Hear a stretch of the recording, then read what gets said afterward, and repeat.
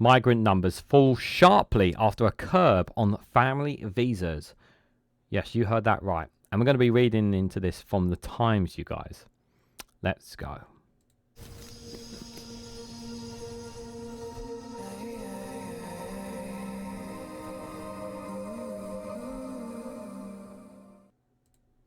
Good morning, good afternoon, good evening, wherever you are in the world. This is Reganelite here with an article from the Times with the headline that migrant numbers have fallen sharply after curb on family visas.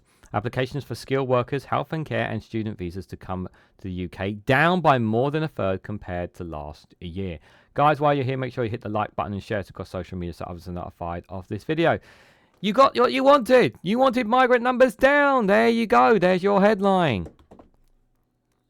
Isn't that what you wanted? Shouldn't you be celebrating? Shouldn't you be partying that you wanted migrant numbers to fall? This is a good thing, right, for you? Oh, right. So we have less healthcare workers, less students coming to the UK, which means we're short on skilled workers. What do we do to fix that? Oh, I know. We'll get English workers to do them. Okay, but we're not trained yet for these jobs. Yeah, we'll figure something out. Didn't really think about this, did you? See, like, here's the thing. I've talked about this before, and I'm going to highlight this again before we read into the article, guys. So I said that if you want the so-called British jobs for British workers, this is something that you cannot do overnight. This is something that has to be done with cross-party consensus of all sides. And this is like a 20, 30, 40 plus year project if you wanted to do something like this. You cannot do this in a few years. You cannot do this overnight. It's just not possible. So my idea is obviously, if you want British jobs for British workers, in all seriousness. So first and foremost, we've got to have the lessons, the training courses, and the apprenticeships available for British youngsters. We need to make sure that our education system is to a standard, and that those opportunities for them to be working in healthcare, working in all these places that we want British workers to take, we want to make them available to them. Okay, we want to give them the opportunity for our youngsters to have them. Right, that's the first step. We need to have the education there for them, and we need to be able to have the apprenticeships and training and everything they need for them to do that. Okay, that's the first step. The second thing is you have to have, while there's a gap in the market for this, for skilled workers for health and care, if we have a gap here and we have a shortage of these workers, we have to have someone to fill those gaps if we want to train up our own, which is what I'm sure most of you want to do, right? Because obviously many of you are against high numbers of immigration, right? You want more British jobs for British workers, right? Well, those gaps are still vacant. That means that you don't have someone to take care of your mum. You don't have someone you don't have a dentist appointment because there's not enough dentists. You don't have enough of this, enough of that, enough of this. Very important skilled workers we are short of because we haven't trained up our own here. And also we have a problem with birth rate as well. That's another factor in all this as well. So we have to have the skilled workers in now so that it can help grow our economy. Because we need these workers. Like, you need to have these workers because we don't have British workers doing them. Okay? That's the other thing. Yeah, you need these workers. Yeah? I can understand your premise about people coming across on the boats and those are refugees and whatnot. I get you've made those points hundreds of times, and I know you're going to make them again in the comments. But we're talking about skilled workers who are coming in to fill the vacant gaps, the plugs that we have. We need that. And those are the people right there. This headline, we're losing less of them. We're having less of those people. And we don't have the people. We don't have enough British skilled workers, health and care in this country. In England in particular. We don't have enough of them. That's a problem. And here's the other thing as well. Yeah, when I mentioned about building up British jobs for British workers as well, right? The pay. Are they going to get better pay? Because those who work these jobs get less, are not getting as well paid off as some of us in some of our jobs. So would we accept lower pay as a result of this as well? You have to take this, all these things you have to take into account. The idea, obviously, that if you wanted to build British jobs for British workers, well, first of all, you need to get rid of the 2-child benefit cap. We need campaigns to encourage more people to make more babies, because obviously you want to stop the decrease in birth rate, right? So you need to increase more babies. We want to make sure that we give everybody the best opportunities that we possibly can. And the idea is, as we build up a British workforce, because this is the implementation that people want, right? Because I told you about how we build them up. Like I said, this takes years, decades to do, yeah? Because obviously you're building up from a young age up, to into these workforce, right? Then they work into these industries, the healthcare, bricklaying, whatever kind of skilled jobs, that we need to fill our markets with, in the UK, of British workers, all these different things. And then as we bring more and more of our own in, then you can reduce the migrant numbers of skilled migrant workers. We can reduce them because then we are less reliant on them, and more reliant on our own because we built up our own workforce. But all of this costs money and time and a hell of a lot of patience, which the problem is many of you just do not have. So how do you fix this solution? Well, you can't, because you don't have any patience. And, like I said, you've got to have all politicians on board with this.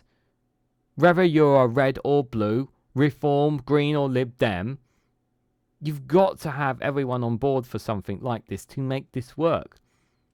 If you really want this premise of British jobs for British workers, you've got to build them from all the way from when they're kids into adults. It's not something that can be done overnight. You literally have to have 30 years of patience. And if you're not patient enough for that, well, I'm sorry, but this is the hole that we are in right now. And this is going to make us worse off. The skilled workers we need. We need skilled workers. That's the reality. But obviously, you're just dancing around because obviously the migrant numbers have fallen. When in fact it's actually going to make us all worse off because we don't have the skill. We've got even less skilled workers than we did before. Just putting that out there. So let's read what they've had to say. So, Britain's high levels of immigration are falling significantly after curbs on visas contributed to the sharp decline in the number of foreign workers and students applying to come to the UK. The number of migrants and their family members applying to come to Britain, or skilled workers, health and care and study visas, fell by more than a third in July to 91,300 compared with last year. The fall has been particularly stark in monthly applications for health and care visas, with an 82% decline in the number to 2,900 in July, while the number of people applying to study in the UK has fallen by 15% to 69,500. The last Conservative government banned those coming to study in the UK, and those on health and social care visas are bringing family members with them. Labour has said it has no plans to change the policy. So Labour have said this, and I can already see people saying, Labour lied about this.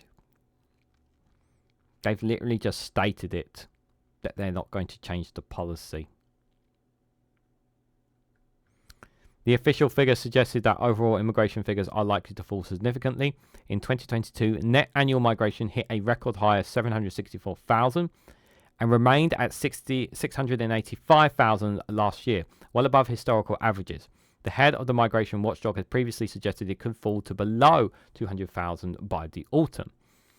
It means that police introduced by the last government could help Sir Keir Starmer, the Prime Minister, deliver on his pledge to reduce sky-high levels of net migration. The Migration Observatory at Oxford University, a think tank, has warned that the falling numbers could lead to significant trade-offs as universities struggle to cope with falling revenues and the health and social care sector face potential recruitment problems. You could see, and this could generally happen, guys, we could see some universities being forced to shut. It's very possible that could happen because they have relied for so long on foreign students to help them with their revenues. But they're going to be doing a lot of cutbacks, but some of them could lead to closing completely. So our universities and famous ones, it's going to hurt them significantly. This. Ben Bridle, a researcher with the organisation, said it's very probable that the government will be successful in its aim to reduce net migration, in good part to changes that were made by the previous government. But there are always trade-offs. Falls in student numbers could create problems for university finance. And if the decline in health and care visas is because people are put off applying because of new rules, rather than a fall in demand, then it could signal further workforce problems for the health and care sector. Which, by the way, we need more of right now.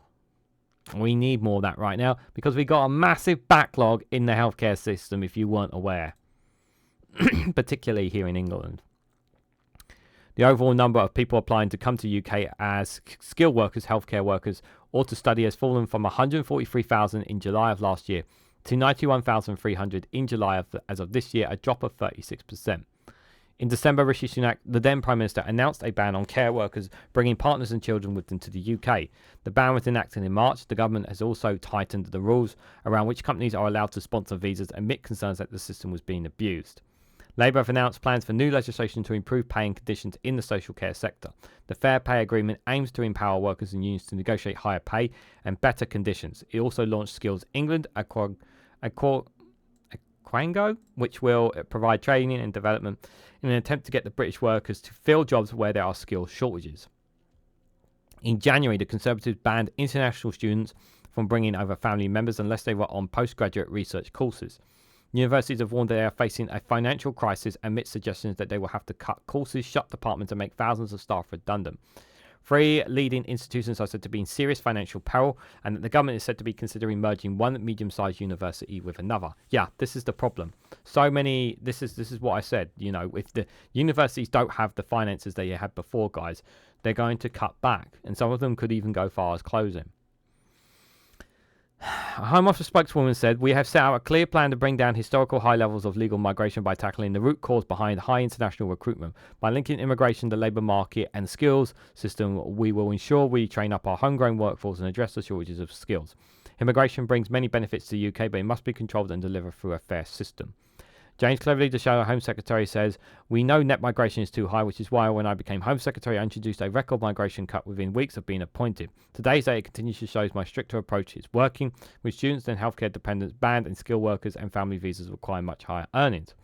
Visa applications are down by more than a third when we took action, but Labour want to put this all at risk. They have already binned our Conservative plans to raise the earning threshold for family dependents, while their ministers openly advocate for lowering EU visa restrictions. They never cared about controlling our borders. They will leave Britain to pick up the British people to pick up the bill."